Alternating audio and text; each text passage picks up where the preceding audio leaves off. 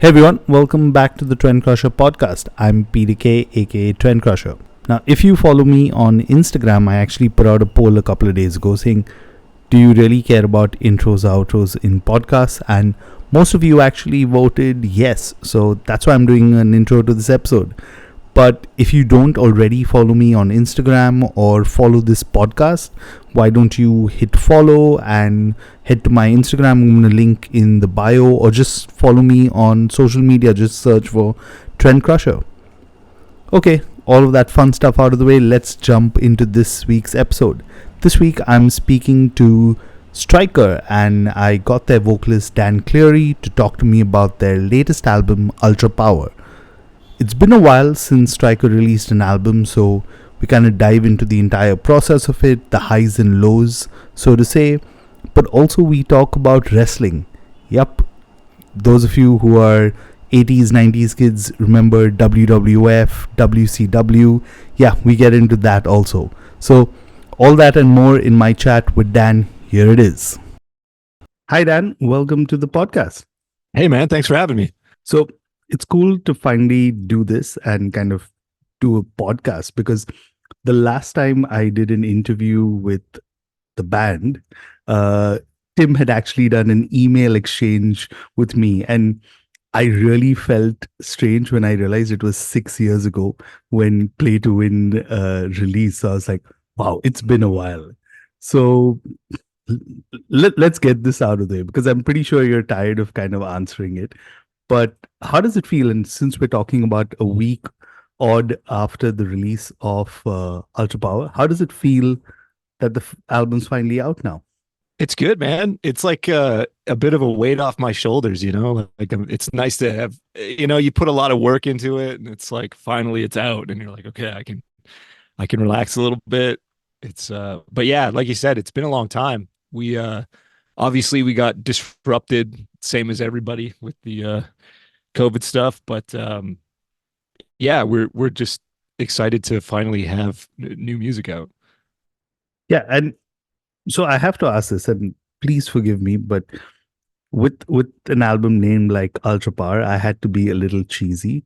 So apologies in advance. But if you had an Ultrapower, and again, it's up to interpretation, right? Like what you guys actually meant is Ultrapower. What do you think that would be? What would the ultra power be? You like a superpower or something? Hey, superpower. Yeah, I've got one. This is one we've talked about on tour in the past. It's not very, but like the superpower would be never having to take a shit again. Never ever again. I'm so glad you contextualize it with saying on tour, because yeah, like I don't even, I mean, for some context of where I'm coming from, I was just telling a friend of mine about 14 years ago, I did a camping at a metal festival, and that was 4 days.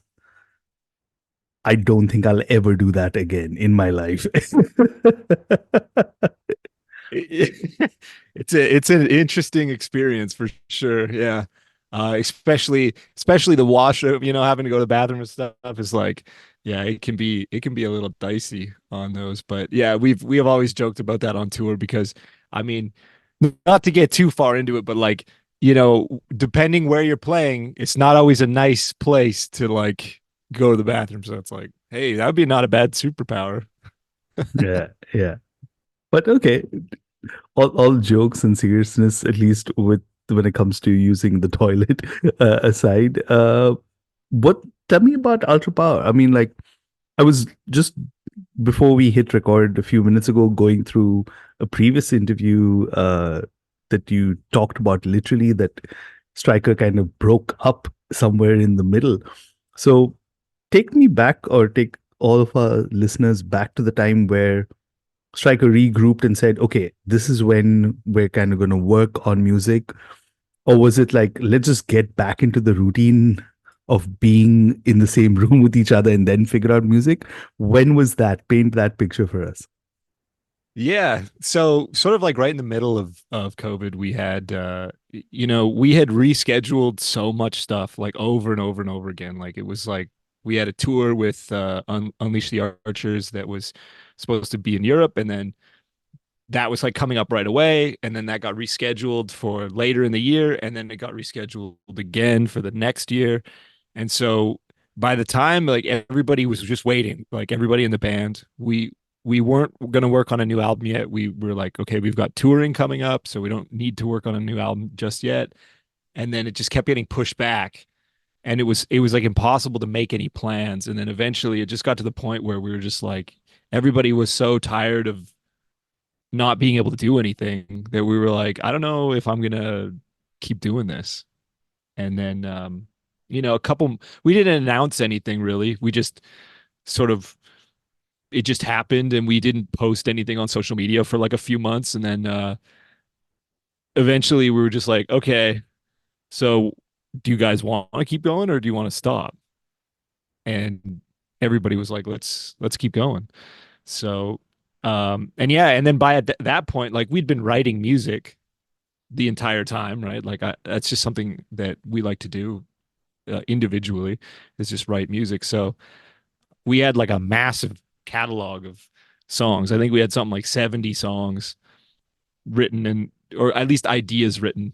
And yeah, so it took us a while to like narrow that down and see, what's the album going to sound like, right? Because, over like the course of 5 years, you listen to a lot of different music, right? Like some things come in and some things go out. It's like, I find like for myself, I listen to like the heavier music for a while and I get kind of tired of that. And then I listen to like maybe something more poppy for a while. And then it kind of goes back and forth like that. And so, yeah, I think a lot of those kind of like different influences sort of ended up on the album. Yeah, I mean, I have to throw this. How big of an influence was wrestling? Because y'all actually made a video about it, which was really cool. I mean, we've always loved wrestling. That's just something we grew up with, right? Like WWE and all that stuff. So, um, and it's funny how much like metal and wrestling are so similar in a lot of ways. So, yeah, it just made sense to to go get beat up by a wrestler. So hold that thought, right? And I definitely want to double tap on that in a bit. But it's interesting that you say that, right? Because I'm assuming we're in the same age around this ballpark figure, right? Uh, when you're talking about WWE, I mean, I don't know because I haven't watched wrestling in a while, but I have very distinct memories of listening to bands like Motorhead and all of that. And then you had that entire new metal. So everyone was kind of playing. And later, because I even remember here in India, we had CDs, which was just the compilation of all the WWE soundtracks and stuff like that. So yeah, I know what you mean. That was really cool. Okay, so you guys had all of that music.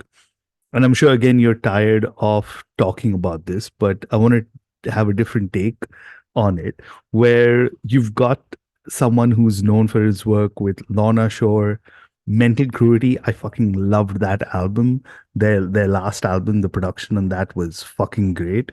And just from a perspective of just how many different sounds and how seamlessly they kind of fit in. So I really liked it. So yeah, you had Josh Schroeder. I'm sorry, I'm butchering his name, but at which point did you all realize or arrive at him being the producer for the album? Well, it's funny because really what it started with was we had a few different producers we were thinking about because I mean this is the first time we've gone with a producer in like since I don't know, I guess it's been 3 albums that we've just produced ourselves. So we were like we just took songs that we liked and or like the mix and stuff like that. Um, and sort of just looked at a few different producers and I found that like the one that I liked the most was sort of consistently Josh. And it's funny because it's not even like Lorna Shore wasn't like the band that really was like, oh yeah, let's work with that producer. It was like you said, Mental Cruelty was a big one. We listened to that on tour in Europe in 2022, like their not their new album, but the one before that.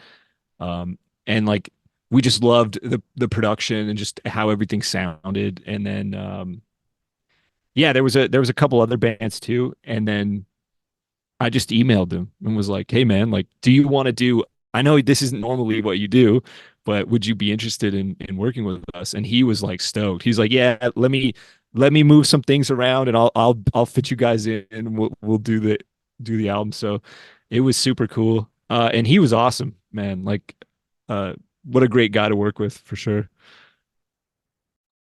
Yeah, because I think also it's very interesting, right? Because in 2024, metal is so segmented of sorts. And also, I keep repeating this, but like metal keeps going through these different cycles like fashion, right? Like new metal is back in vogue again. I mean, I don't know if you remember the Junko jeans. Yeah, yeah. Those are back. I was like, what's next? Chain wallets. Uh, Oh yeah, yeah, so it's just kind of interesting, like in the moment while it's hated and yeah. how it's seen. So I definitely want to see, like in a few years, how this album is kind of looked back on, right? And especially not just by all of you, but also the fans, and especially considering how prolific you guys are. I mean, I remember there was a time where I think between 2014, 15 to 18, you'll had an album out every year, right? And and that was cool because I was like, wait, so it totally makes sense that you'll had like 70 song ideas or so put together. But okay, we should definitely tap into that, but I think it's time we play a song. So while we segue into that, what was the first song that you all kind of worked on together and kind of said, hey, this is what the sound for Ultrapower is going to be like? Oh geez. I mean, I'm trying to think. The oldest song idea might be it might be Circle of Evil. I think that might be the oldest one. Okay. So, yeah, let's talk more about it, but let's give everyone who hasn't heard it as yet a listen. So, here's Circle of Evil.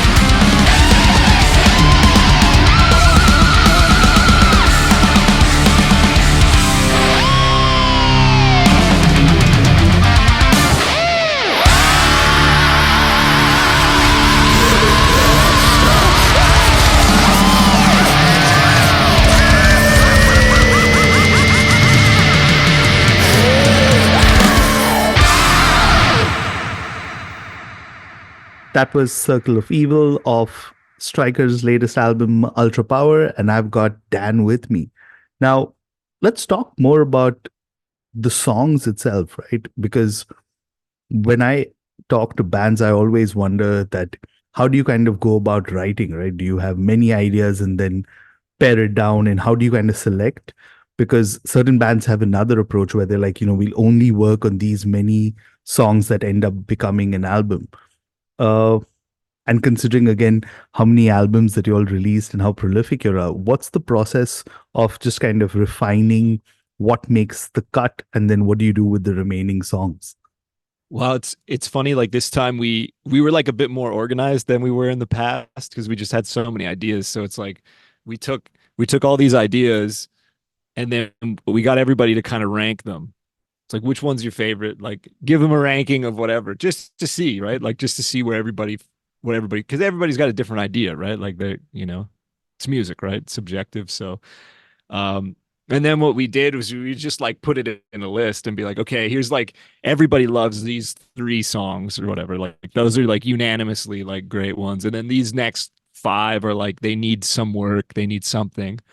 And then there'd be like the other ones towards the lower rankings that were like maybe one person really likes it and the rest of the band doesn't, you know what I mean? And it's like, okay, well, what can we do to make that song, you know, fit with what everybody else kind of visualizes for the band.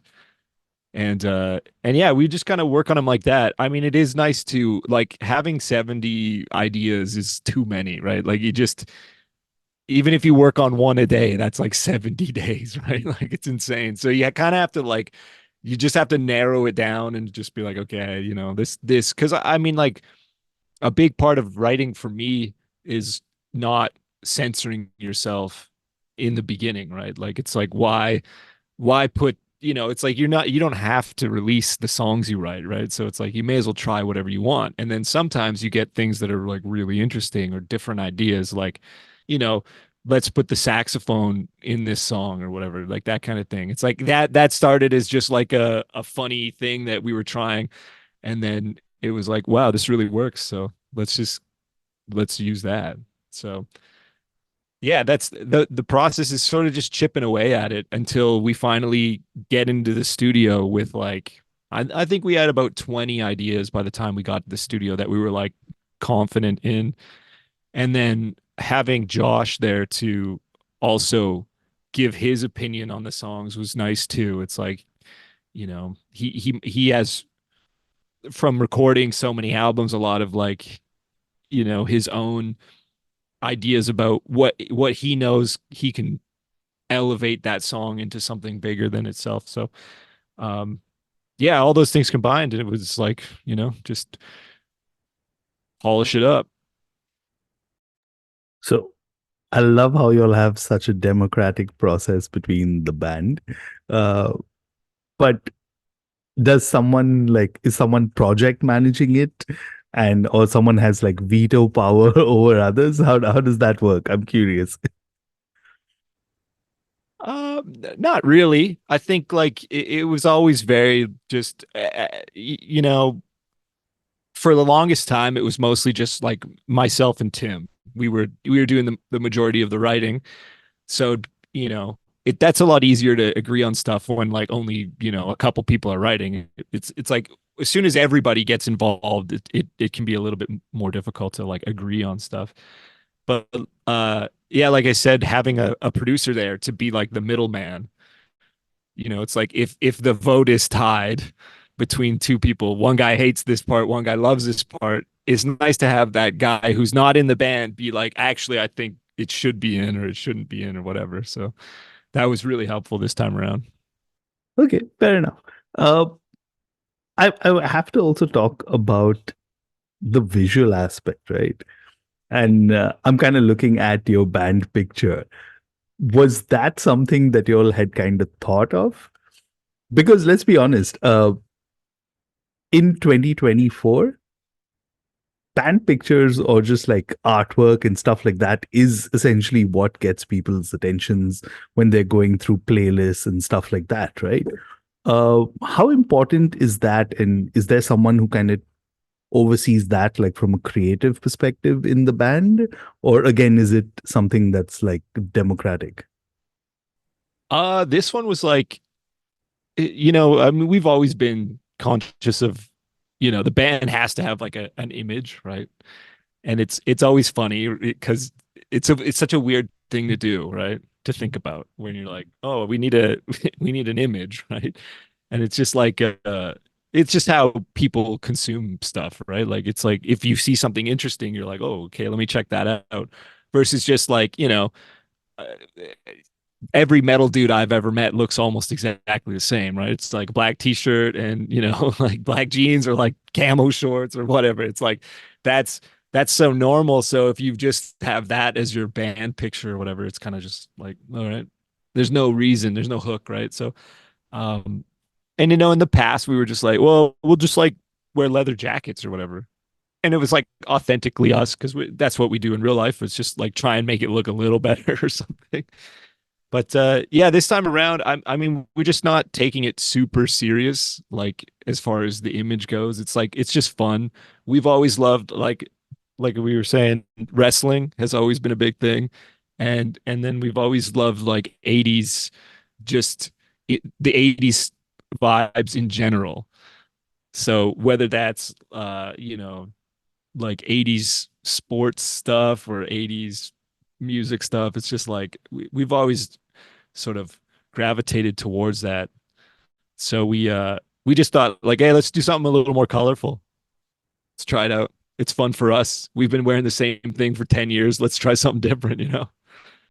And it's so true what you're saying. I mean, like, I mean, those listening can't really see it, but I'm wearing like a red t-shirt right now. And I've literally gone through that phase where I've only got black t-shirts. So any band that puts out any t-shirt with like non-black colors, as I put it, may not be even white. Anything else that kind of stands out, I'm definitely gonna buy it. But since you touched upon it, let's go back to the wrestling, right? Uh, and I'm sure again, this is something that would keep coming up, saying, "Hey, how did y'all go about it?" and stuff like that. Tell me one thing that you found the toughest or that you hated about the entire process of the music video. uh getting slammed on the mat, that was brutal. Like it hurt. It really hurt. So what we did was we went and we did 3 nights where we went to the wrestling academy, it's called, and we got trained on how to fall and just like different wrestling things, and because there is like a technique to it so you don't get hurt. That being said, we still got hurt. So it was like um yeah, all of those big slams, those are just real. They hurt a lot. We had recovered in bruises after that video, but we it was worth it, I think. Yeah, and I think because I'm sure if you've got siblings and you watched wrestling, you definitely had to try those techniques, right? And again, correct me if that was a similar experience for you. Actually getting slapped or hit was less painful than acting it out, right? Because you have to take that much more energy or effort not to get hurt. And I still Yeah. remember like even watching, and now it's as an adult watching it, I keep giggling and laughing because I mean I was, and I'm pretty sure you remember this if you watch wrestling. I was watching a replay or a reaction that the Undertaker and Mick Foley Mankind did of their cage Oh match, yeah, yeah, yeah. and they broke it down, and I was like, fuck, this is insane. Like these guys didn't have any idea till like a few hours or a day before what actually was going to happen. And at one point, they were even communicating and talking to each other about how they did it. And for us, it was just like, as a kid watching it, I mean, even as an adult watching it, my mind was blown even more, realizing how they kind of went through all of that, right? I mean, that really takes a toll on you. Oh yeah, for sure. Like uh, we I was just watching some wrestling stuff like last night, and it's like I have like a new appreciation for it from doing the training because it's like none of it felt good. Like it all hurt. Even going off the ropes was it's like a steel wire wrapped in like tape or whatever. It's like it's not like a fun bungee thing. It's like it really hurts. So it's like everything about wrestling, is scripted or whatever, but like the actual physical element to it when people are flying off of, you know, ladders and landing on the turnbuckle or whatever, it's all real. Like there's no way to fake that. So it's just like I definitely have a new appreciation for it for sure. So here's a question I've meant to ask the band and you at least for a while now, considering you all started your own label, Record Breaking Records, you all went independent. How different was it this time around, the entire process of release for Ultra Power? And one major difference is that this time you all had a Kickstarter campaign and you all raised over $30,000. Explain to me that entire process. How different was it for you this time around? Yeah, so we for the last three records that we put out independently, we did like a pre-order. So we paid for the album ourselves, and then we did a pre-order which was like the similar kind of thing where there's like, special bonuses. If you pre-order the album, you get your album or your name in the in the booklet and all that stuff. Um and then this time around we just thought like it's not so streamlined when you do it through your own website. It's like, you just get a mountain of emails and all this stuff. There's no, it's a lot more difficult to manage. And so we thought about using like something like Kickstarter or Indiegogo or what something like that, right? Like just to kind of contain the whole thing. And then the other thing with the Kickstarter is like we we definitely needed the help, like from fans who are like, it's like the albums are slightly more expensive on the Kickstarter, but you're also helping the band, and it's like, you're getting some perks and things like that. So we we just decided to go with Kickstarter, and it worked out really well for us. I think that people when they see Kickstarter, they kind of know what they're looking at, right? Like versus just a pre-order for whatever. So um yeah, it went really well, and I think the only thing that we're doing that differently is we don't really have distribution in the same way we used to, because we were working with the distribution company in Europe that we did not end up getting along with, let's say, and then we had distribution in North America too, and then that company stopped doing it. So it's like sort of it's weird. Like physical media is starting to like we're definitely seeing it become way more difficult to like actually get things out there, especially like without a label. So I mean, as of right now, we're just selling the album through our website, and that's pretty much it. I mean, we're looking at getting it into Amazon or whatever, but that's a whole can of worms that we have to explore, So I don't know, but luckily, a lot of people are ordering through our store. I mean, we're shipping orders from here, like it's directly from the band. So anybody out there who gets one from us, it's coming straight from the band. Awesome. Uh, just a couple of questions before we wrap up, and I just want to keep mindful of the time on Zoom. But one of the cool things, I mean, I should have actually introduced you as a podcaster also at the start, is that you all have the Band Chat podcast. Uh, so instead of asking you what's the memorable moments, I want to know what's one thing that you've actually wanted to talk on the podcast but haven't yet been able to. I don't know. We kind of talk about anything on our podcast. It's crazy. Um, I mean, one thing I would love to know is what's the heavy metal scene like over there? Like, you Oh got my any God. bands I should check Uh, out? yeah, I mean, I actually know the guys from Skullface Thunderoar. Uh, yeah. So definitely, I mean, there's there's actually Johnny from Thunderor who resembles exactly a musician here in India, and he plays for a band called Cryptos. But I'm going to send you links to all of this post our chat, and maybe unintentionally I was fishing for an invite to the podcast. But hey, Oh yeah, yeah. So we just started doing some like for our Kickstarter, we one of the perks was if people were interested, they could come on the podcast. And we just started doing those. So we figured out the Zoom stuff. nice. So I hear your pain. I hear your pain with the limited time you get, but yeah, yeah, that would be really cool. Done. We'll definitely connect post this. Uh, and I definitely want to wrap up with one more since we already talked about like Thunderor and Skullfist and all of them.